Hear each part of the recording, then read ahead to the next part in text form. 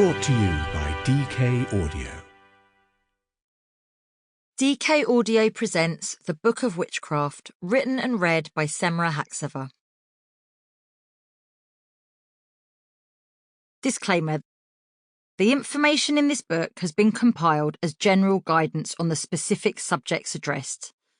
It is not a substitute and should not be relied upon for medical, healthcare, or pharmaceutical or other professional advice. Practice, laws and regulations all change, and the reader should obtain up-to-date professional advice on such issues. Herbs contain natural medicinal properties and should be treated with respect. Before trying any herbs, the listener is advised to sample a small quantity first to establish whether there is any adverse or allergic reaction.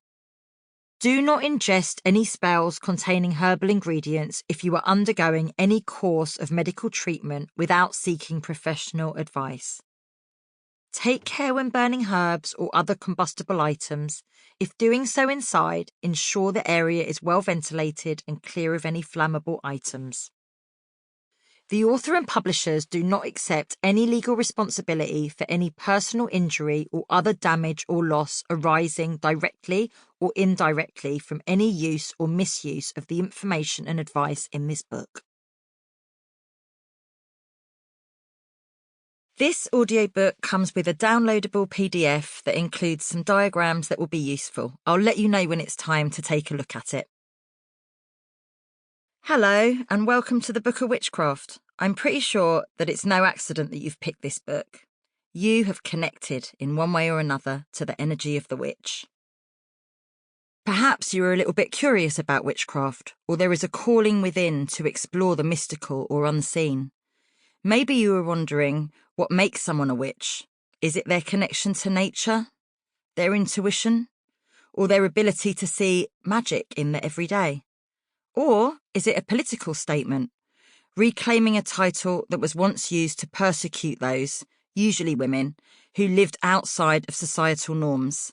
To me, it's all of this and more.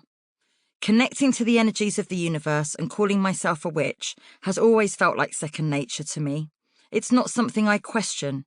It's more an inner trust that I have that magic flows through absolutely everything.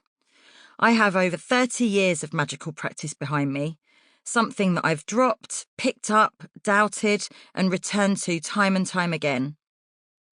I find that trying to explain the mystical can sometimes strip it of its magic. So instead, I invite you to quite simply trust it and have faith in its power. Know that this trust is the foundation of all magic. Allow yourself to believe in the miracle of everything. See the extraordinary in the ordinary and the magic in the mundane, and accept that your practice is allowed to evolve and take detours. As you step into your witch energy, believe in yourself and the interconnectedness of all things, and you'll find that the magic will flow and reveal itself to you everywhere. My intention with this book is to introduce you to practices and rituals that will awaken and inspire the magic within you. My wish is that it will assist you in building your confidence and help you trust in your power to create spells and rituals of your own. Whether you're here to deepen your understanding or take your first steps into witchcraft, know that the magic you seek is already a part of you. Love, Semra. Chapter 1. Practicing Witchcraft. Finding your magical practice. Magic can be anything you want it to be. It starts with self-trust and tuning into the energies within and around you, for we each have an innate ability to connect and work with these energies. If you're intrigued by magic, then you are already on the journey. There's no need for an initiation into magical practice. It's not an exclusive club that you need to be invited to, and you don't need to have supernatural powers bestowed upon you. It's all about exploration and curiosity. People often ask me to share my magical experiences, expecting fantastical stories of miraculous spell work. I do have a collection of these, but first it's important to cultivate awareness of the magic that already exists, both in the world and within ourselves. There are miracles in plain sight everywhere. Think about the miracle of your body, for instance. As you listen to these words, place your hands on your heart and feel the life force within you. Recognize the absolute wonder of your heartbeat ticking away, of the intricate system that is working to keep you alive, and truly experience this very moment of your existence. Spend time looking around at the trees, the changing seasons, the sun, the moon, the entire ecosystem that holds us together. By noticing the magical energy that flows through everything, you begin to align yourself with the magic that is around you. Witching ways. There are many ways of being a witch and practicing witchcraft. Some may join a coven, while others prefer to remain solitary. You may hear of green witches or hedge witches who draw their power from the natural world, cosmic witches for whom the tarot and astrology are central to their practice, hearth witches who focus on spellcraft in the home, or crystal witches whose key interests lie, as you may expect, in crystals. But how you identify as a witch, if you choose to label yourself at all, is entirely up to you. Being curious and open-minded is crucial. Read about different traditions, but feel free to adapt and blend them in ways that feel right for you, and respectful of those traditions. For me, this exploration has been deeply tied to my ancestry. With Turkish and Polish heritage, I found that my strongest connections often emerge when I'm working with herbs native to these lands. Olive leaves, for example, serve as an equivalent to sage in Turkish folk magic, used for cleansing and protection. In Polish traditions, mugwort has long been used for its power in divination and protection spells. When you tap into these ancestral ingredients, it adds a personal touch and is a powerful reminder that magic is not just learned, but it is remembered. Magic is not a one-size-fits-all. It is as unique as the individual who is involved. Experiment with different techniques, whether it's visualization, meditation, or creating a sacred space. Pay attention to how these practices make you feel and the changes they bring into your life.